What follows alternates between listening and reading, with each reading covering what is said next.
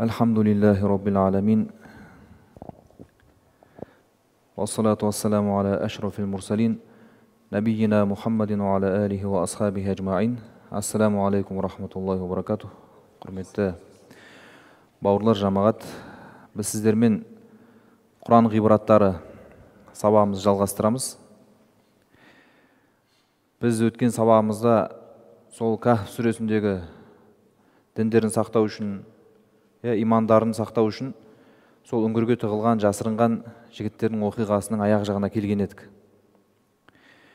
Біз келіп тоқтаған аяттарда Алла Тағала айтады: Астағизу билла, ва кадалика баъаснахум лиятасаалу байнахум.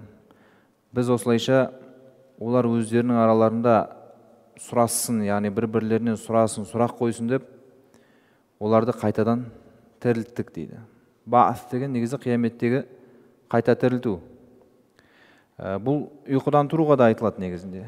Пайғамбар саллаллаху алейхи вассалам жаңағы ұйқыдан оянған кезде, жаңағы ұйқыға жатар кезде айтқан дұғаларының ішінде де осы сөз кездеседі. Жалпы бұл жігіттер жаңағы белгілі бір залым патшаның, кәпір патшаның зұлымдығынан қашып жасырынды ғой. Оның бас жағы алдыңғы сабақтарда айтылды. Мақсаттары діндерін сақтау, осы имандарында тұрақты берік болып қалу. Өйткені сол жердегі иман келтіргендердің барлығы қудаланып, өлтіріліп, діндерінен қайтарылып, сондай жағдайлар болып жатты. Қала қаилум минхум кам лабистум. Сол кезде араларында біреу не деп сұрады: біз қанша ұйықтадық, бұл жерде қанша жаттық деп. Қалу лабисна яуман ау баъда яум. Бір күн немесе күннің белгілі бір бөлігі, жарты күн, яумаса жарысынан көбі, азы дегендей. Қалу раббукум а'ламу бима лабистум. Сендердің қанша жатқандарыңды Раббыларың біледі. Бұл жеріне біз кешегі сабақта тоқталып кеттік. Пайдасыз нәрселердің түбін қазбаламау, іздемеу. Ал таптың, ал неше ай екен, неше жыл екен, одан не өзгереді? Нақты оның мөлшерін тапқан уақытта. Сондықтан олар не деп айтты? Раббыларың біледі қанша ұйықтағандарыңды. Фабаасу ахадакум биуарикикум хазихи илал мадина. Араларындағы біреу одан да шықсында мына күміс ақшаны алып қалаға барсын. Фальянзур айюха азка туаман. Қай жерде халал, ең жақсы халалдық тұрғысынан тамақ бар екен, соны қарасын. Фальятикум биризқим минху. Сол жерден барып бізге ризық алып келсін. Және абайлап жүрсін, кіргенде де, шыққанда да, қайтқанда да ешкімге білдіріп қоймасын деді. Бұлар жасырып жатыр ғой енді. Бұл жерде шығатын үш мәселе, біреуін біз өткен сабақта айттық, жаңа пайдасыз спор деп. Екіншісі халал ас, әсіресе тамаққа келген кезде халал нәрсені ғана тұтыну, халал нәрсені ғана іздеу, бұл осы қиссадағы ең үлкен сабақтардың, ғибраттардың бірі. Өйткені пайғамбарымыз саллаллаху алейхи вассалам өзінің хадисінде айтады. Бұл хадис 40 хадистің жинағында да келеді, Науауидің рахималла. Алла Тағала арасында тайиб, бір сипатын айтады Алла Тағаланың. Және уәлә яқбалу илля тайибан дейді.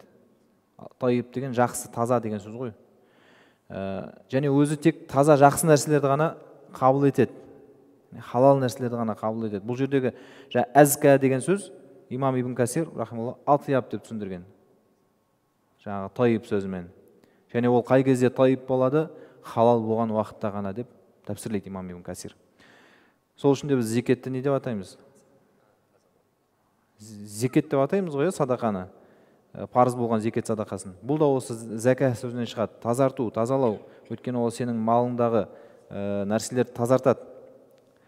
Бір мағынасы. Екінші бір мағынасы өсіреді. Жаңа хадисте Алла Тағала тек халал нәрсені ғана қабыл етеді. Және Алла Тағала мүміндерге, пайғамбарларға бұйырған нәрсені бұйырды. Сөйтіп не деп айтты деп, Құрандағы жаңағы кулу минат тойибати ва амалу салиха. Жаңа елшілер, пайғамбарлар жақсы, адал нәрседен ғана жеңдер және салихалы істер істеңдер деген аятты оқыды дейді. Демек бұл халал табу, халал жаңағы тұтыну, халал нәрселерді ғана ішу, жеу, ол пайғамбарлардың жолы, пайғамбарлардың сипаты пайғамбарларға бұйырылған нәрсе. Және қараңыз, Алла Тағала мүміндердің шарапатын бір көтеріп тастап жатыр да, пайғамбарларға бұйырылған нәрсе, пайғамбарларға тапсырылған нәрсе сендерге де бұйырылып жатыр, сендерге де тапсырылып жатыр деп, осы бір аманатты орындау, арқалау мәселесіне келген кезде біздің үмбетті, мұсылман үмбетін пайғамбарлармен осы именно осы амалды теңеп жатыр. Бұл да бір үлкен абырой, мәртебе деп білсек болады. Және сол хадистің жалғасында не деп айтады? Бір мысалға келтіреді ғой адамды, ұзақ сапарға шығады, үсті басы жаңағы шаң, ол қолын аспанға созып дейді, жаңағы я раббым деп айтады, бірақ оның ішкені харам, жегені харам, кигені харам, дұғасы қайдан қабыл болсын дейді. Бұл арқылы біз білеміз, харам нәрселердің бірден бір кесірі ол біздің дұғаларымыздың қабыл болмауы. Дұға дегенде ол жерде ар жағында сіздің біраз ғибадаттарыңыз кіруі мүмкін да. Сіз көптеген жақсы амалдар жасайсыз, әсіресе садақаға келген кезде, мысалға біреу қыруар қаржы табуы мүмкін харам жолмен да, ұрлығы бар, қарлығы бар, жаңағы алдау, арбауы бар, болмаса халықтың қазынасынан жеуі бар. Өзінің ақысы емес та. Харам деген өзі екі түрлі болады ғой. Біреуі харамун лизати, өзі сол болмысынан харам да, болмысынан харам. Шошқаның еті деген сияқты. Ондай нәрселерді Құранда Аллах Тағала жаңа пайғамбарымыз саллаллаху алейхи вассаламға бұйырады, сен оларға айт, мен сендерге харам етілген нәрселерді айтып берейін деп. Ол аққан қан, шошқаның еті, өлексе, санаулы нәрселер негізінде ол. Ал екінші көп кең тарайтын түрі ол харамун ли гайрих деген. Яғни басқа бір себеппен харам болған. Өз негізінде болмысында халал, нан болсын, мысалы ақша болсын, басқа нәрселер болсын, мал болсын. Бірақ соның қолға жету жолы харам болғандықтан ол харамға айналады, жаңағыдай ұрлықпен, басқамен, кісі ақысымен деген сияқты. Сондай нәрселерден біреу мысалға ақша жинауы мүмкін, баюы мүмкін, қаншама қыруар қаражат табуы мүмкін. Және ол соны бір жақсылықтарға жұмсап та жүруі мүмкін да. Мешіттер салады, медресе соғады, жаңағы Құран басып шығарады, мысалы дейік. Сөйтіп жетімдер үйін қамтамасыз етеді, тағысын тағы. Бірақ оның бірде біреу қабыл болмайды да. Бірде біреу қабыл болмайды, өйткені ол немен келген? Харам жолмен келген. Сондықтан да пайғамбарымыз саллаллаху алейхи вассалам Алла Тағала дәретсіз намазды қабыл етпегені сияқты харам нәрседен садақаны қабыл етпейді дейді. Дәрет жоқ адам намаз болмайды ғой. Дәл сол сияқты харамнан табылған болса, ол садақа болып саналмайды. Бірақ ол адам бәрібір оны істеу керек. Егер тиісті ақылары, жаңағы ақы егелері белгілі болмаса, нақты кімнің ақысы бұл, кімнің жаңағы қолынан зұлымдықпен тартып алынғанын білмесе, егер білсе соларға қайтаруға міндетті ғой. Ал егер білмеген жағдайда ол бәрібір оны садақа қылады. Бәрібір оны садақа жолымен жұмсайды. Бірақ одан оған сауап жазылмайды. Өйткені Алла Тағала қабыл етпейді деді ғой жаңа. Сауап жазылмайды, ол тек мойнындағы харам ақшадан, харам малдан құтылады, арылады. Сол үшін де жаңағы Абу Бакырдың әлгі мүшрикпен спор болады ғой. Рум сүресіндегі оқиғаға байланысты, Рим жеңеді дейді, жеңбейді дейді, жаңағы неше жылда деген уақытта соның ар жағында оқиға. Ақыр соңында спормен жеңіп келген түйелерін пайғамбар саллаллаху алейхи вассалам алып келген кезде Абу Бакрге не деп айтады? Фаиннаха сухт дейді, бұл харам мал дейді. Фатасаддақ биха дейді, бұны садақа қылып таратып жібер дейді. Өзі тұтына алмайды да оны. Көрдіңіз бе? Харам жолмен келген нәрсенің ол үкімі солай. Және одан адам сауап күтпейді. Жаңа дұғасы қабыл етілмейді деп тұрғаны, және кейбір осы садақаға байланысты ғибадаттары қабыл етілмейді деген нәрсе сол да. Ал енді халал тұтынудың, халалдан табудың ол ең үлкен пайдасы, ол адамның былайша айтқан кезде қарасаңыз, дінімен тікелей байланысты болып тұр ғой. Онан кейін ол оның білім алуы, оның жаңағы көркем мінезді болуына, тіпті имам Ахмад рахималла, ол көркем мінезге жетудің жолы ол халал нәрселерді ғана тұтыну деп айтқанда, мысалға. Одан кейін өзінің ұрпағының салиқалы болуына ол тікелей әсер ететін нәрсе осы халал нәрсе. Сондықтан да ол оның ар жағында денсаулыққа зияны ол қаншама жетіп жатыр. Жаңағы хадистерде де келеді ғой, харамнан өскен ет жәннатқа кірмейді деген мысалға. Ол хараммен адам неше жыл бойы азықтануы мүмкін, өзі ұрпақтарын асырауы мүмкін мысалға да. Ал ол жерде үлкен кісі ақылары жататын болса, ол бәрібір қанша сен халалын тауып сатып алып жеп жүр, сен жалпы кірісің бәрібір харам жерден келіп тұрған болса, ол бәрібір бесполезно былайша айтқан кезде. Және екінші жаңағы харам түрінің, басқа кісі ақысы араласқан харам түрінің көп таралады деп тұрмыз ғой, енді одан сақтану керек деп. Бұл жерде екіншіден кісі ақысы бар да. Алла Тағала құдси хадистерде айтады, сендер өз араларыңдағы нәрселерді бір-біріңмен кешірім сұрасып, ақыларыңды алысып, берісіп солай келіңдер. Ал менімен сендердің араларыңда болған нәрсені мен кешірем дейді. Оның кешіруі оңай. Ал кісі ақысы Алла Тағаланың әділдік сипатымен ғана жүреді. Ол Алла Тағаланың тек әділдігімен ғана есептеледі, әділдігімен ғана ол жерде мәміле жасалады.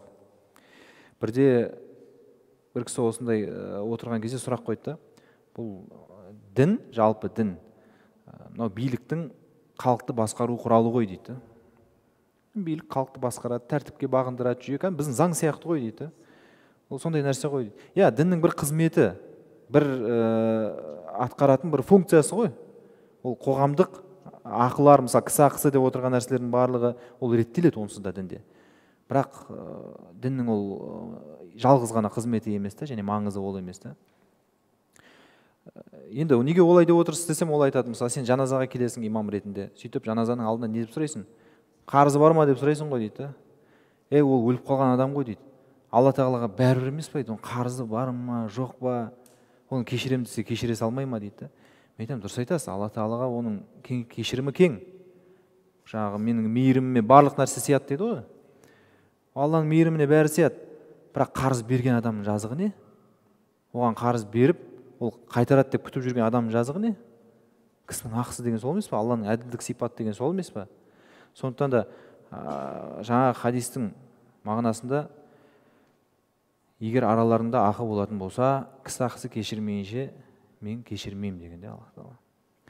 Халал мен харамның пайда зияны осы. Онан кейін үшінші мәселе, жаңағы абайлап жүріңдер деді ғой. Ешкім сендердің бұл жерге жасырынғандарыңды, бұл жерде тығылып жатқандарыңды біліп қоймасын. Егер біліп қоятын болса не істейді? Иннахум ийялхару алейкум ярджумукум. Егер олар сендерді тауып алса, тасборан етіп өлтіріп тастайды. Ау юидукум фи миллатихим. Немесе өздерінің діндеріне кіргізеді мәжбүрлеп, зорлап. Уалан туфлиху изан абада. Ал өтетін болса, ешқашан құтыла алмайсыңдар дейді. Енді көргенін айтып жатыр ғой, сондай нәрсе болып жатыр ғой ол жерде. Не өлтіріп жатыр, не діннен қайтарып жатыр да. Немесе осы жігіттер сияқты қашып құтылып кеткендер қашып құтылып кетіп жатыр. Болып жатқан нәрсені айтып жатыр да. Енді қараңыз, абайлаңдар дегені бұл жерде адам дін ұстанған кезде, әсіресе дінді жеткізген кезде, дағуат мәселесінде ол дұрыс, сенікі ақиқат. Сенің айтып тұрғаның ол Алланың кітабы, сенің еріп жүргенің ол Алланың жіберген ақиқат елшісі саллаллаху алейхи вассалам. Ол жерде ешқандай күмән жоқ. Ешкім онымен таласа алмайды. Бірақ сен бәрібір сәл осы ұстану мәселесінде кейбір жерлерде әсіресе сенің күшің жетпейтін мына жігіттер сияқты. Бұл жігіттер ақиқат жолында, бірақ не істей алады? Бүкіл билік, күш бәрі солардың қолында болып тұр да, жаңағы кәпірлердің. Не істейді олар? Үшеу, жаңағы бесеу, алтау, жетеу дейік жаңағы бір топ жігіт қой, енді қарсы шығып оларға не бітіре алады? Сондықтан ол жерде шамалы жасырыну, тығылу, абайлау деген айла тәсілдерді бәрібір қолдану деген нәрсе бар да. Сондықтан да Ибрахим пайғамбардың қиссасын білесіздер ғой. Жаңағы пұттарды қауымының барлығы пұтқа табынды, түнде келіп сындырып кетті, қиратып барлығын. Сосын не деді таңертең, мынаны кім сындырды деген кезде, мен сындырдым деп айтты ма? Жоқ. Мен сындырдым, керек болса тағы сындырамын, бұларың сендердің ширк деп айтты ма? Өйтіп айтқан жоқ қой. Ол жаңағы балтаны ең үлкен пұттың қолына қысырып кетті. Мен қайдам, маған сұрасаңдаршы дейді. Ана үлкен пұттан сұрасаңдаршы, жалғыз мен ғана болам, қалғандарының бәрін құртам деп бір-бірімен келісе алмай, бас піспей құдайлардың түнде бір-бірін өлтіріп тастаған шығар, мен қайдан білем деген қулықты пайдаланып тұр ғой. Дұрыс па? Сондықтан дағуат мәселесінде де ол сен жаңағы белден баса бермей, адамның жаңағы ақылына сәйкес жұмыс істеу деген нәрсе ол бар. Жеткізу мәселесінде әсіресе. Енді қараңыз. Уалан туфлиху идан абада. Енді егер сөйтетін болса, сендерді жаңа ұстап алып, не өлтіретін болса, я болмаса қайтадан жаңағы діндеріне кіргізетін болса, әсіресе осы нәрсені істейтін болса, сендер ешқашан құтыла алмайсыңдар деді ғой. Бұл жерде пайғамбар саллаллаху алейхи вассалам мына бір хадис еске түседі. Иманның ләззатын тататын адамның үш қасиетін айтады ғой, кімде кімнің бойында мына үш қасиет болса, ол иманның рахатын көреді. Иманның рахаты дегенде қазір біз мысалға иман келтірдік, мұсылманбыз, бойымыздағы жаңағы өзіміздің мойнымыздағы амалдарымызды атқарып жүрміз, намазымыз, оразамызды барлығын жасап жүрміз. Бірақ оның бір рахатын көрмеуіміз мүмкін да. Оның рахаты дегенде ғалымдарымыз түсіндіріп айтады. Сенің сол істеп жатқан міндеттеріңді өте жеңіл, оңай атқаруың дейді. Біреуімізге ауыртпалық болуы мүмкін да бұл. Біз қиналып жүрген болуымыз мүмкін. Екінші, сол себепті болсын, я болмаса басқа себеппен болсын, басыңа келген қиындықтарды жеңіл көтеруің дейді. Қандай да бір өмірде қиындық келеді. Енді мысалы сахабалардың өмірін қарап отырсаңыз, небір нәрселер болды да, бір соғыста бүкіл семьясынан айырылып қалған сахабалар бар, кеше бір Шамаилде айттық. Бір соғыста бүкіл отбасынан айырылып қалған мысалға. Сол сияқты қаншама оның үстіне артында қарыз қалған дегендей қайғы, қасірет, қиындық, қудалау бәрін көріп жатыр. Бірақ иманына ешқандай әсер етпейді да. Намазы сол намазы, оразасы сол оразасы, пайғамбарға ергені сол ергені, Құранды оқыған сол күйінде да. Иманның рахатын көру деген сол деп түсіндіреді ғалымдарымыз. Ләззатул иман деген сол дейді да. Енді мына үш қасиет болса ғана адамның бойында сол жаңағы иманның рахатын көру деген нәрсе болады дейді. Біріншісі, Алла мен оның елшісін басқаның барлығынан артық сүю. Бірінші деңгейде, бірінші дәрежеде жақсы көру. Екіншісі, егер біреуді жақсы көретін болса, оны тек Алланың разылығы үшін жақсы көру. Бір керек болып қалады ау, ертең пайдасы тиеді ғой деген сияқты. Үшіншісі, иманға келгеннен кейін, Алла тағала оны иманға әкелгеннен кейін қайтадан күпірге қайтуды отқа тірілей жанып кетумен бірдей деп көру. Көрдіңіз? Міне осы жігіттердің айтып тұрған сол нәрсе да. Егер олар сендерді бір нәрсе қылып, ол жерде енді ол айла тәсілін табады ғой. Ол міндетті түрде жаңағы маңдайына тақап тұрып, я болмаса жаңағы желкесіне қылышты қойып тұрып қайтармайды ғой. Ол соблазнға түсіп қалуы мүмкін да. Оны мысалы әртүрлі арбайтын, алдайтын нәрселермен түсіруі мүмкін. Дүниемен алдау, басқамен арбауы мүмкін. Неше түрлі нәрселер болады ғой. Дінмен сынамасын да Алла тағала. Егер дінмен сынайтын болса, білмейміз да ақыбетіміз не болатынын. Сондай нәрселерге түсіп қалмайық деген қорқыныш болды бұл жігіттерде. Енді қараңыз, бұл оқиға осылай болды. Кейін жаңағы ана жігіттердің біреусі шықты, қолында жаңағы күміс ақшасы бар. Оны базарға барып сауда жасағысы келген кезде ананы алған адам ол қазына тауып алды деп ойлады да. Енді 300 жыл өтіп кеткен ғой ақшаға. 3 ғасыр өтіп кеткен да. Ол бір жерден қазына, бір жасырынған, көмілген бір байлық тауып алды, қазып алды деп ойлап, бөліспесең патшаға айтам дейді ғой. Бөліспесең патшаға айтам деп, ана ой мен қайдым, мен ақшам ғой қалтамда азымды алып шыққан үйден. Деп айтса, сонымен қоймай патшаға алып барады. Біз кеше сабақта айттық, оған дейін ол патша ауысып кетті. Баяғы залым кәпір ол өлді, одан кейінгілер де өлді. Бұл иман келтірген, сол дінге қарсы емес, керісінше дінді қолдайтын бір салихалы патша келген болатын ол уақытта. Енді сол патшаның алдына алып барады, оны бәрі көреді, шынымен де жігіт айтып тұрған рас қой. Сенбесеңдер біз барып отырған үңгірімізді көрсетейік деп үңгіріне ертіп барады. Осының барлығын олар көрген кезде бүкіл ел иманға келеді деп, осы қисса осылай аяқталады да. Бүкіл ел иманға келеді сонымен. Енді қараңыз, Алла тағала әрі қарай айтады: وَكَذَلِكَ أَعْثَرْنَا عَلَيْهِمْ لِيَعْلَمُوا أَنَّ وَعْدَ اللَّهِ حَقٌّ وَأَنَّ السَّاعَةَ لَا رَيْبَ فِيهَا. Біз осылайша аъсарна деген жолықтыру. Жаңағы 3 ғасыр бұрын дүниеге келген жігіттермен қазір сол қалада өмір сүріп жатқан қауымды біз осылайша жолықтырдық дейді. Не үшін? Лия'ламу, білулері үшін Алланың уәдесі хақ екенін. Және қиямет сағаты, мынау ақирет, ақыр заман. О дүние деген нәрселердің ешбір күмәнсіз, ла райба фиха, ешбір күмәнсіз бар екенін оларға көрсету үшін дейді.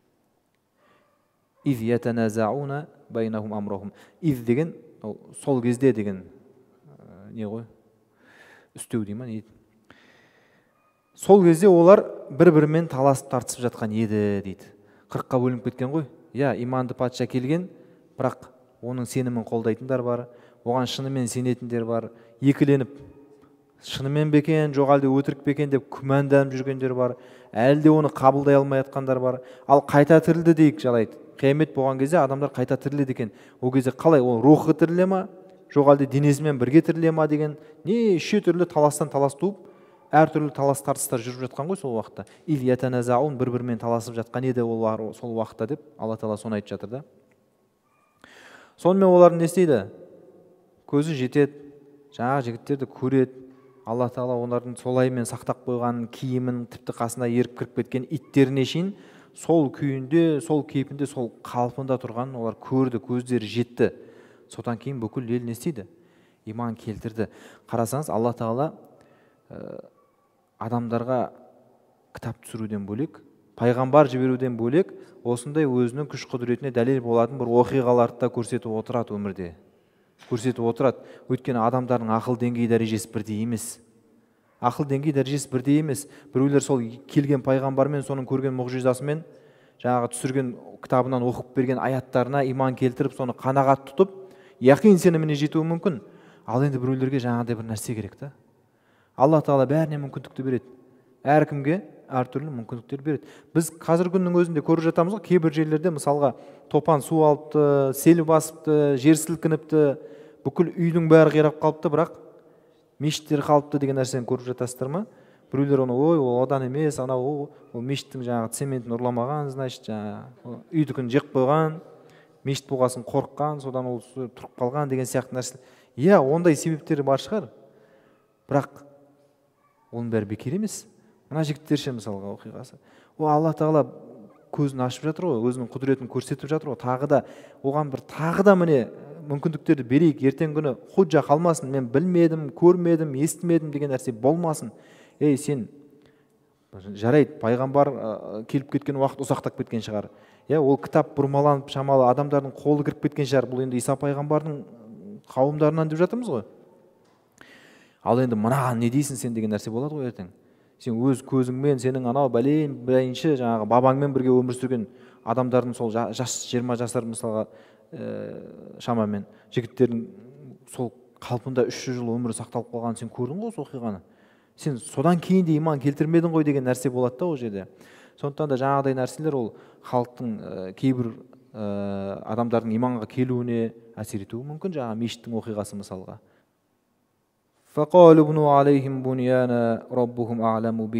Онан кейін енді талас болды ғой. Ана жігіттер келді, ол жаңа қиссасында келеді. Сол жаңағы ізіне қалған жігіттерді көрсетейін деп үңгірге ертіп келген уақытта, сол уақытта Алла Тағала олардың барлығын жанын алды дейді. Бұл миссиясы бітті олардың. Көрді ма? Көрді. Көрсету керек еді ғой. Енді олардың одан кейін олардың арасында өмір сүріп жүру емес қой мақсат. Олардың мақсаты бітті. Алла Тағала сол мезетте олардың барлығының жанын алды дейді. Енді сол кезде талас болады тағы да. Бұл не істейміз енді бұл жігіттерді? Қалай қыламыз? Біреулер айтып, бұл жерге сарай тұрғызайық. Ескерткіш. Ертеңгі халықтардың бәрі білсін, осындай жігіттердің болғаны, осындай оқиғаның шыққаны, ол біздің жерде, біздің өлкеде болғаны деген бір жағынан тағы тарихи жаңағы неге байланысты. Дәл сол жердің этносына байланысты нәрселер ғой ол жерде. Деп айтты дейді. Роббухум а'ламу бихим, Раббылары оларды жақсырақ біледі ғой деп. Бір мағынасында тәпсіршілер келеді. Бұны осы үңгірмен қоса жабайық. Оны айтып отыр ғой, жерлейік барып көмейік деген нәрселер болды. Осылаймен жауып тастап кетейік, болды. Раббыларына тапсырайық деген нәрсені айтқан дейді біреулер. Бірақ қалаллазина ғалабу ала амрихим ланаттахизанна алейхим масжида, сол спорды, сол жердегі таласты жеңгендер, бұлар енді әдетте кім? Жергілікті билік қой. Олар не істейік деп айтты? Оларға үстеріне сол жерге мешіт соғайық, мешіт салайық деп айтты дейді. Енді Құрайшин сарай тұрғызғанша мешіт тұрғызбайық, барып намаздарын оқысын деген сияқты нәрселер ғой. Бірақ имам Ибн Касир айтады, бұл жерде Аллах Тағала не ананың да айтқанын, не мынаның да айтқанын мақұлдаған жоқ дейді. Негізі мынаныкі дұрыс еді деген не болған жоқ қой аятта. Сондықтан бұл жалпы құп көрілмеген нәрсе біріншіден. Екіншіден, ол бұрынғылардың шариғаты. Ол бізге жүрмейді. Жойылып кеткен да. Мансұқталған пайғамбар саллаллаху алейхи вассаламның келуімен.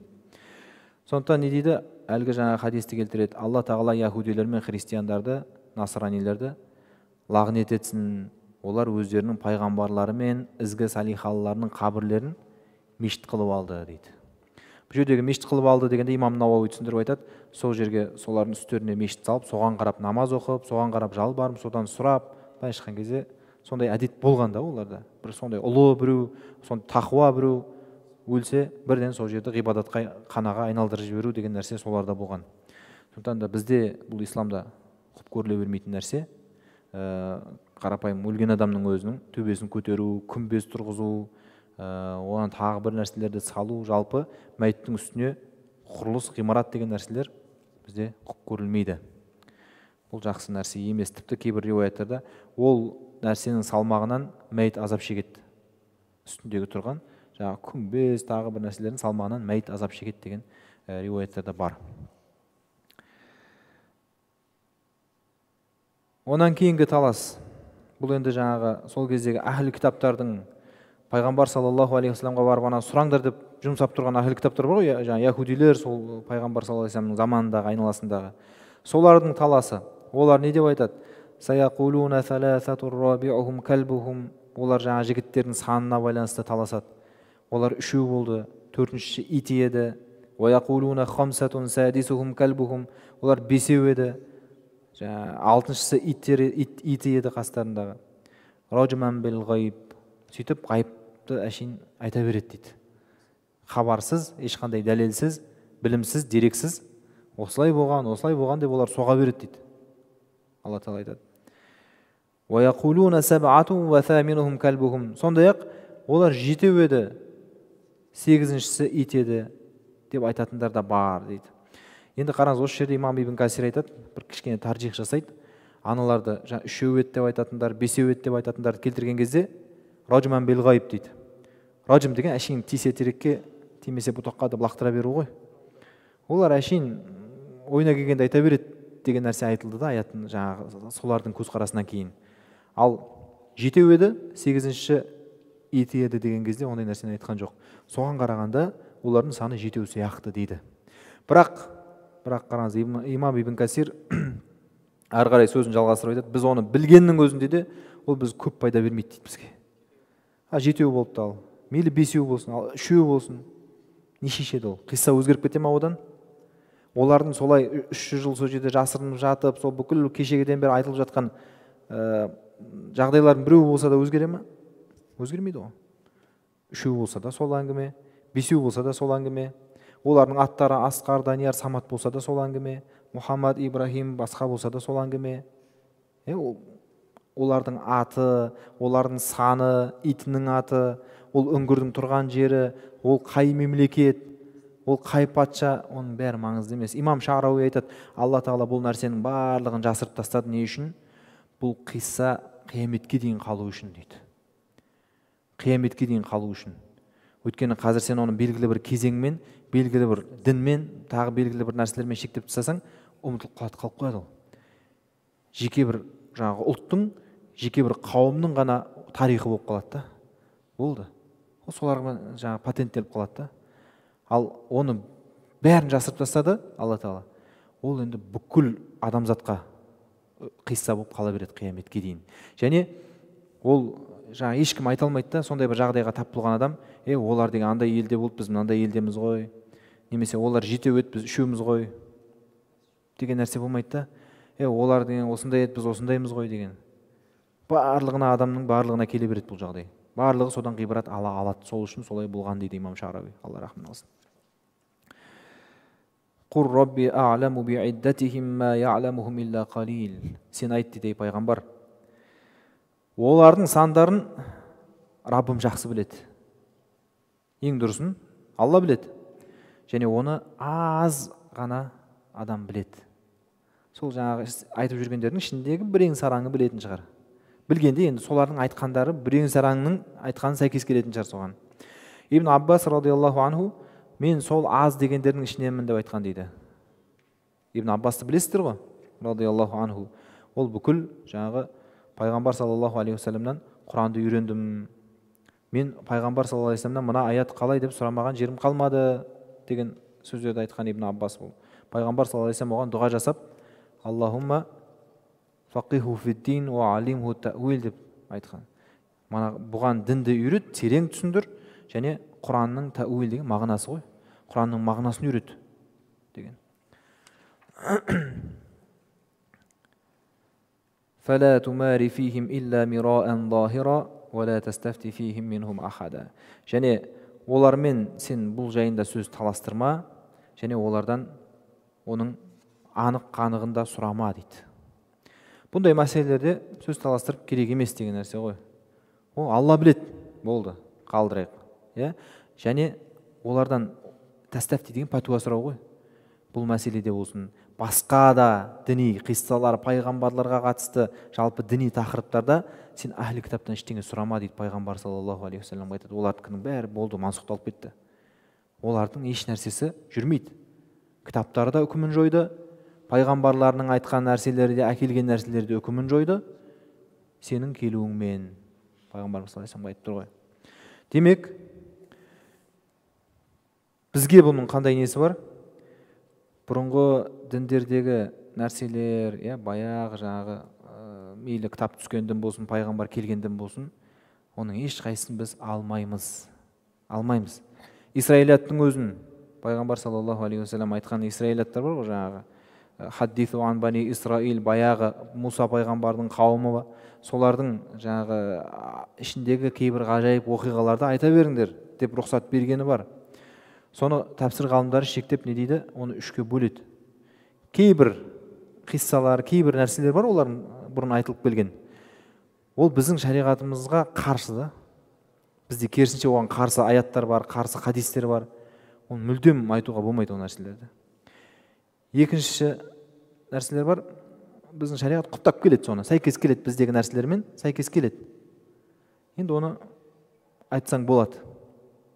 Үшіншісі бар, ол бізде оны құптап та келмейді, оған қарсы да ештеңе айтпайды. Оған жоламаған жақсы, айтпаған жақсы. Бәрібір енді ол адамның қолы араласқан нәрсе ғой. Кезінде Алладан түскен кітап болғанымен кейін адамның қолы араласты ғой. Сондықтан оны білмейсің да.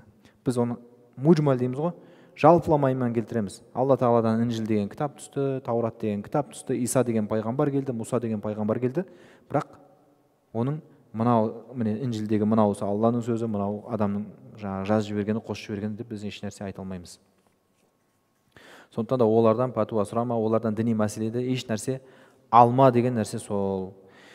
Енді қараңыздар, бұл аяттың түсу себебін айтқан кезде біз өткенде айттық. Жаңағы мүшриктер сенен осы нәрсе туралы сұраймыз деген кезде пайғамбар саллаллаху алейхи вассалам не деп айтты? Мен сендерге оны ертең айтам деді де үйіне кіріп кетеді. Содан ертең уақи түспей қояды, одан кейін де түспей қояды, 15 күн бойы уақи келмей қояды.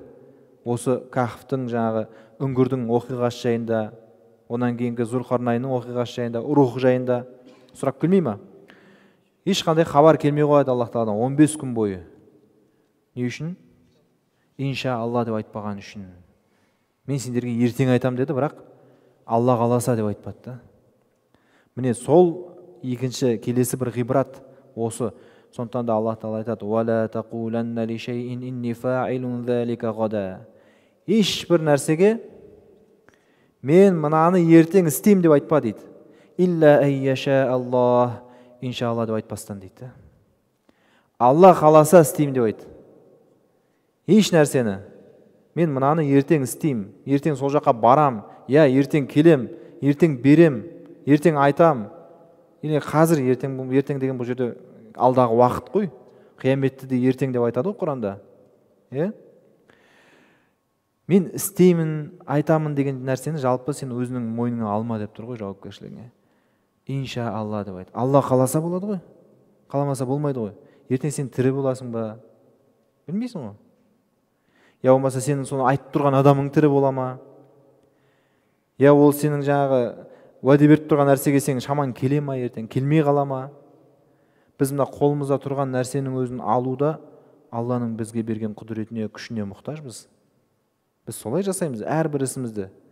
Мен қазір мына кітапты жабам деп ниет етіп соған бекіндім ба, Алла Тағала маған соны жабуға құдыра жаратады, күш жаратады. Сол күшпен мен бұны жабам. Егер Алла Тағала ол күшті маған бермесе, мен ештеңе істей алмаймын. Біз ойлаймыз ғой, күнде алып жүрген нәрсем деп. Сондықтан да Құдси хадистердің бірінде Алла Тағала айтады: адам баласы, сендердің барлығың ашсыңдар, қарындарың аш, менен тамақ сұраңдар, мен сендерді тамақтандырам. Сендердің барлығың жалаңашсыңдар, менен киім сұраңдар, мен сендерді киіндірем. Солай ма? Сендердің барлығың адасқансыңдар, менен тура жол сұраңдар, мен сендерді тура жолға салам деген құдси хадис бар. Осы хадистің шархында Шейх Мұхаммад Ауама, Алла рахмет алсын, былай дейді: киім, тамақ үйімізде толып тұрған нәрсе ғой. Холодильникте толып тұр, дастарханда толып тұр. Алып жеймін десең жейсің. Киімің қайсы таза, жаңағы дайын тұрған алып киіп кете бересің. Бірақ соның өзінде Алла Тағала менен киіндір деп сұра, мен сосын саған киіндірем деп тұр ғой. Жаңа біз айтқан мәселе да. Қолыңның астында тұрған заттың өзін сен ала алмайсың. Егер Алла Тағала соны алуға саған құдірет жаратпаса, күш жаратпаса, үйіңде тұрған киімнің өзін сен алып кие алмайсың, егер Алла Тағала соны саған кигізбесе. Түсініп тұрмыз ба? Иншалла деген нәрсенің мағынасы сол жақта да. Біз қазір қолымызда тұрған нәрсенің өзін алып бере алмаймыз, егер Алла оны нәсіп етпесе да. Сондықтан да бүкіл істі тафуидул әмір дейді ғой. Бүкіл істі Аллаға тапсыр, Аллаға қалдыр. Алла қаласа болады. Алла қаласа берем, Алла қаласа барам деген нәрсе. Алла қаламаса ол еш нәрсе болмайды. Түсінікті ғой? Енді «Вазкур раббака иза насит». Ұмытсаң, Раббыңды еске ал деп аят жалғасады. Осыған байланысты ғалымдарымыз бұл аятты әртүрлі түсіндіреді. Жаңағы сен бір нәрсені айтатын кезде, істейтін кезде иншалла деп ұмытып кеттің ғой. Ұмытып кеттің, және сол уәде сөз есіңе түскен кезде иншаллах деп қосып жіберсең болады дейді. Бұл мағынасы сол дейді. Бұл бір жағынан табаррук болады. Сен ана калиманың жаңағы Алланың есімінің берекесін көресің, берекесін аласың. Екіншіден, егер қандай да бір нәрсені ұмытсаң, қазір мысалы айтайын деп отырмын, одан кейін не айтайын деп жатыр едім деп есіме түспей жатса, «Вазкур раббака иза насита», ұмытсаң, Раббыңды есіңе ал деген нәрсе сол дейді. «Ла хаула ва ла қуввата илля билла», «Ла илаха иллаллах», бір зікір, кез келген бір зікірді айтып жібер дейді. Сол кезде ол сенің есіңе түседі дейді. Бұны қайдан алып отыр ғалымдар? Муса мен Хидырдың оқиғасы. Муса жанындағы жаңа шәкіртін ертіп шықпай ма? Сөйтіп жолда анау себет қайда деп сұраған кезде, ол айтуды ұмытып кетіп, «Уама ансаниху илля шайтану назкурах» дейді ғой. Оны маған есіме түсіруге ұмыттырған шайтан дейді. Яғни адамның ұмытуына көбіне көп себеп болатын шайтан. Ал шайтан қай кезде қашады? Алланың зікір еткен кезде қашады. Сөйтіп ана нәрсе қайтадан есіңе түседі деп ғалымдар осылай түсіндірген екен. Тағы бір риуаяттарда келеді, салауат айтыңдар деп келеді. Бірақ ол әлсіз хадис, бірақ ғалымдарымыз ол да амалға жарайды дейді. Мысалы ұмытып тұрған кезде бізде бар ғой арамызда көбінесе Аллахумма салли ва саллим аля набина Мұхаммад деп жаңа салауат айтып жіберетініміз бар, иә. Ол да амалда бар нәрсе. Бірақ оған сүйенілетін хадис әлсіз болғандықтан ғалымдарымыз біз ол хадиске сүйенбей қойық, біз мына аятқа сүйенейік дейді. Салауат та зикірге жатады ғой дейді. Түсінікті? Салауат зикір ғой. Бір түрі ғой зикірдің. Зикірге жататын болғандықтан, сондықтан оны да осы аяттың астарында қарастырсақ болады дейді. Икрима деген табиғин радиаллаху анху, Ибн Аббастың шәкірті, «Иза ғадибта» деп түсіндірген екен. Ашуың келген кезде, жаңағы «Иза насита» дегенде «Иза ғадибта», ашуланған уақытта Алланы зікір ет. Сол кезде ашуың тарқайды деп. Ашу шайтаннан, ал шайтан оттан деген хадистер бар емес па? Ол да айналып келген кезде жаңағы нәрсеге келеді. Бірақ біз не үшін иншалла деп айтамыз? Шынымен де істің бәрі Алланың қолында болғандықтан, біз жаңағы уәде беріп жатқан кезде ана жартылай уәде беріп жатқандығымыздан емес, өзімізге жаңағы беріп жатқан уәдемізге сенімсіз болғандықтан емес, болмайды ғой бәрібір деп жаңағы оны істемейін деп тұрғандығымыздан емес. Түсінікті? Ол істің бәрі шынында Алланың қолында болғандықтан, айтпесе жаңағы иншалла деп жаңағы өтірік айтып шығарып салу, ол дұрыс емес, ол күнә болады, қате болады. Алланың есімін өтірікке араластыру болады. Келесі мәселе «Вақул аса айяхдияни рабби ле ақраба мин хаза рашада». Сонан кейін не деп айтты дейді? Мүмкін Раббым бұған жақын, осы жаңағы туралыққа, осының мәселенің жауабының шынына, дұрысына жақын бір жауапқа мүмкін Раббым мені соған тауфиқ берер, соған мені тура жолға салар деген мағына ғой. Бұны ғалымдарымыз түсіндіріп айтады. Егер сенен бір нәрсе туралы сұраса, сен оны білмесең, сен соны Раббым маған білдіре көр, соның дұрыс жауабын маған көрсете көр деп дұға тілеуіңе қатысты аят деп түсіндіреді. Білмеймін деп жүре беру деген нәрсе емес та бұл жерде. Білмейтін нәрсеңді ізде, таба алмай жатсаң Раббыңнан сұра, Раббым маған мынаны білдіре көр, маған мынаны көрсете көр деген нәрсе, ұмтылыс, талпыныс, білімге, білуге деген нәрсе ғой. Енді жаңағы сан туралы талас болды, оны Алланың өзі біледі. Олар жаңа қанша уақыт жаттық деген өздерінің арасында да болды ғой ол нәрсе. Енді әхл кітаптардың арасында да бар. Қанша уақыт болды олар? Осынша жыл болды ма, жоқ әлде сонша жыл болды ма деген нәрсе. Олар сол үңгірлерінде 300 жыл болды дейді. Алла Тағала айтады. 300 жыл болды. Және оған 9 жылды қосты деп.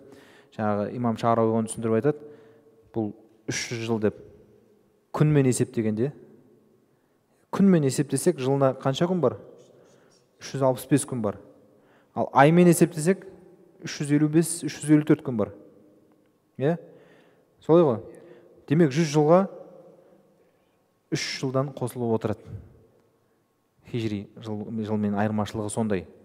Мысалға күнмен санағанда, бұрынғы христиандар күнмен санады, күнмен жүрді ғой. Күнмен санағанда 100 жыл болатын болса, оны аймен санасаң, қазір шариғатта хижри немен есептесең, ол 103 жыл болады. Енді 300 жылға ол қалай болады? 309 жыл болады ғой. Сондықтан екі есепті де айтып тұрды Алла Тағала бұл жерде. Күнмен есептесеңдер, олардың жатқан уақыты 300 жылға сәйкес келеді, ал аймен есептесеңдер, мына мұсылман үмбетінше олардікі 309 жылға сәйкес келеді дейді. Анау жаназаларда үлкен кісілердің жаназасын шығарып жатқан кезде 3 жыл қосып отырады ғой, білесіздер ме? 1 жыл, 30 жылға 1 жыл деп қосып отырады ғой. 60 десе, 62 десейші деп. Сол хижримен есептеп не қылатын ғой. Бізде енді қазақта бар ғой, жаназаға шығаратын кезде жаңағы осындай ұлы, осынша жаңағы марқұм осындай жасында өмірден өтіп жатыр, қарызы бар ма, кешіресіңдер ма деген әңгімелеріміз болады ғой енді. Сол кезде жасын айтамыз ғой. Сол кезде жаңа үй иелері айтып жатады. Бұл 60-та оған тағы 2 жыл қосасын 62 деп айтады да. 30 жылға 1 жыл қосқандағысы ғой, осы нәрсе ғой сол біздегі есептейтіндері. Қулиллаху а'ламу бима лабису, бірақ тағы да Алла Тағала не дейді? Сен оларға айт, олардың қанша жыл тұрғандарын Алла жақсырақ білуші. Лаху ғайбус самауати вал ард. Бүкіл аспандар мен жердің ғайбы Алланың құзырында. Абсир бихи ва асми'. Ол қандай көруші, қандай естуші? Таажуб қой бұл жерде. Ма лахум мин дунихи мин валию ва ла юшрику фи хукмихи ахада. Оларға Алладан басқа ешқандай еге қамқоршы жоқ, және оған қатысты, оның үкіміне қатысты ешкімді серік қылып қоспасын деген аятпен аяқтайды. Енді осы жерде айта кететін бір мәселе бар. Иъжаз деген нәрсе бар. Құранда иъжаз деген нәрсе бар. Құранның ол иъжаздың әр түрі бар. Ол ғылыми иъжаз дейді, тілдік иъжаз дейді, сандық иъжаз. Иъжаз деген пайғамбар саллаллаху алейхи мұғжизасы деген естуіңіз бар ғой, мұғжиза деген ол адам баласы істей алмайтын, адамның қолынан келмейтін істер. Хауариқул ада дейді, тіпті біз көріп жүрген физикалық заңдылықтарға да қайшы нәрселер. Айды екіге бөліп тастауы, пайғамбарымыз саллаллаху алейхи вассалам. Саусағының ортасынан судың ағуы мүмкін емес қой былайша қараған кезде. Сол үшін де ол муъжиз. Басқалар оны істей алмайды. Басқаларды оны істеуге келген кезде әлсіз қылып тастайды деген мағынаны береді ғой. Құранда иъжаз деген сол да. Айтты ғой, егер сөздерің рас болатын болса, өздерің бар, жындарың бар, бәрін жиналып келіп, 10 сүре алып келіңдерші деді. Ақыры аяғында не дедім? Ол 1 сүре алып келіңдерші деді, 1 сүре осындай. Иъжаз деген сол да. Құранды ешкім қайталай алмайды, ешкім дәл ондай қылып жаза алмайды, дәл ондай қылып таба алмайды. Сондай нәрселердің бірі, анау 12-ші аятта айюхум ахса лима лабису деген аят келді ғой. Сол жердегі лабису деген сөзбен, лабису деген тұру, сол кәхфтің ішінде, үңгірдің ішінде уақыт өткізу. сол жақта тұрақтау. Енді соның уақыты жайында болып жатыр ғой. Және екінші ләбису деген сөздің арасында санасаң, мына ләбисудан бастап мынаған дейін санасаң 309 сөз. 309 сөз шығады. Және ішінде وَلَبِثُوا فِي كَهْفِهِمْ 300 سِنِينَ деп тұр. 300 жыл тұрды деген сөз бар. Сол 300 деген сөз сол жаңағы 309 сөздің 300-ші болып келіп тұр да. Көрдіңіздер ме? Бұның барлығы Құранда иъжаз, жаңағы сөздік, тілдік, жаңағы сандық иъжаздарға жатады бұның барлығы. Ясинде де бар, ол жаңағы Қадыр сүресінде де бар. Біз ана Қадыр түнінің 27-ші түні деп айтамыз ғой. Сол жерде Ибн Аббастан деп келеді риуаят, жаңағы хия деген сөз, ол деп айтады ғой, 27-ші сөз. Өзі сүре 30 сөзден тұрады деген сияқты нәрселер бар ғой. Осының барлығы ол Құрандағы иъжазға жатады. Бізде уақыт бар ма? Нешеде намаз? Ой, әлі біраз бар екен ғой. Келесі аяттар. «Ватлу ма ухия илайка мин китаби роббик». Әрі қарай пайғамбарымыз саллаллаху алейхи уассаламға айтады Аллах Тағала, өзіңе уахи етілген Раббыңның кітабын оқы дейді. Аналар айтып жатыр, таласып жатыр, олардың кітаптарында бір хабарлар бар екен, оларда бірдеңе жазылған екен десе, адам бір елең ете қалуы мүмкін ғой. Не жазылған екен ол жақта? Олар не айтып жүр деп, солардың арасындағы хабарларға таста оның бәрін деді. Олардың барлығын сырып қой. Өзіңе уахи етілген Раббыңның кітабын оқы деді. Болды, соңғы сөз Құранда, соңғы үкім Құранда, соңғы шешім Құранда. Осы Құранға ғана беріп, Құраннан ғана ізде деген нәрсе ғой. Ла мубаддила ли калиматих.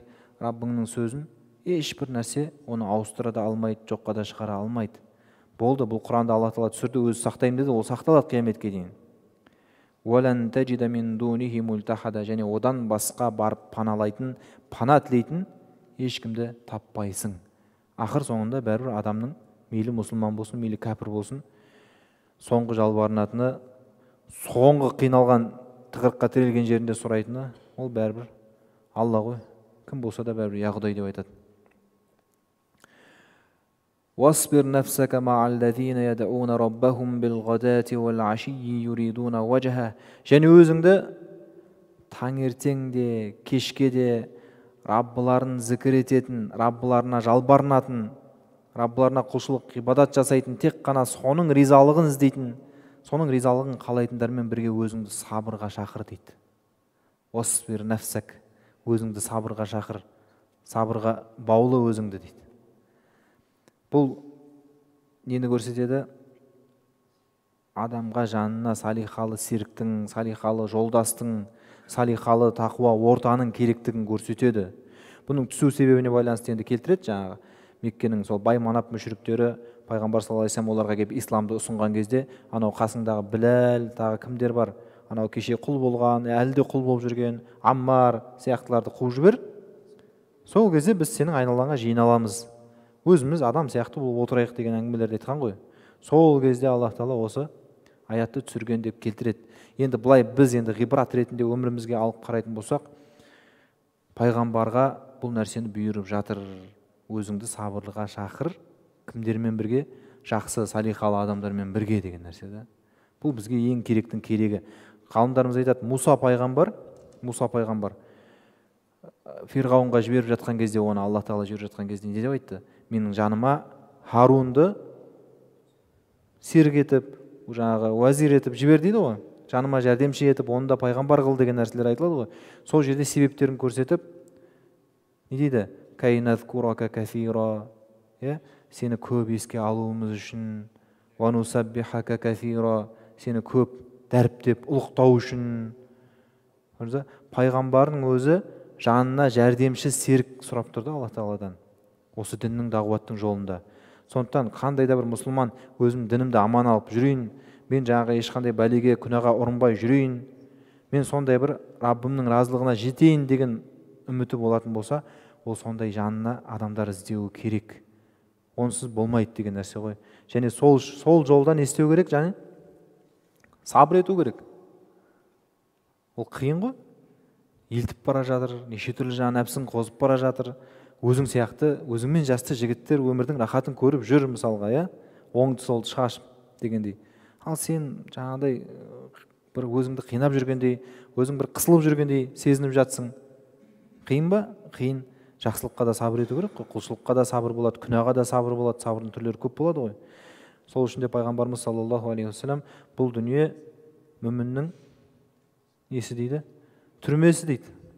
Мүміннің түрмесі, ал кәпірдің жәннаты дейді. Жәннатта не істейді адам кіргеннен кейін? Қалаған нәрсеңді же, қалаған рахат ләззатыңды көр деген нәрсе болады ғой. Ол жерде тәклиф жоқ. Намаз оқы деген нәрсе жоқ, ораза ұста деген нәрсе жоқ. Тек қана рахат, бір-біріне сәлем деген нәрсені айтып жүре береді. Кәпір солай сезінеді да өзінің дүниеде. Шариғат жоқ, шектеу жоқ, болады болмайды, харам халал деген дүние жоқ, кісі ақысы деген жоқ. Жүре береді. Ал мұсылманда жаңағыдай нәрселер болғаннан кейін уақытша ол дүниеде түрмеде жүрген сияқты деп айтқан екен да. Енді қараңыз, жақсы серіктің, жақсы достың бір-екі ғана пайдасын айтып кетейік. Пайғамбарымыз саллаллаху алейхи уассалам мунашадатул ихуан деп келтіреді хадистерінде, қияметте тақуа, мүмін адамдар бір-бірлерінің бауырларын іздейді. Я Раббымыз, бізбен бірге намаз оқып жүрген, бізбен бірге ораза ұстап жүрген, пәленше деген бар еді, түгенше деген бар еді деп Раббыларынан шапағат сұрайды. Шапағат тек пайғамбарда болмайды ғой. Аш-шафаатул узма, ол пайғамбар саллаллаху алейхи вассаламның үлкен шапағаты, ол бөлек. Сол сияқты адамдардың бір-біріне шапағаты, қарилардың шапағаты деген нәрселер бар ғой, шахидтердің шапағаты деген бар ғой хадистерде. Сондай ниетпен біздің бір бауырларымыз бар еді деп сұраған кезде Алла Тағала оларға рұқсат береді. Түрлерін таныған адамдарды барып тозақтан алып шығыңдар деп. Сонда барып тозақтан алып шығады дейді. Тіпті кейбіреулер не істеген дейді? Тізелеріне дейін, кейбіреулер санына дейін от жеп қойған дейді.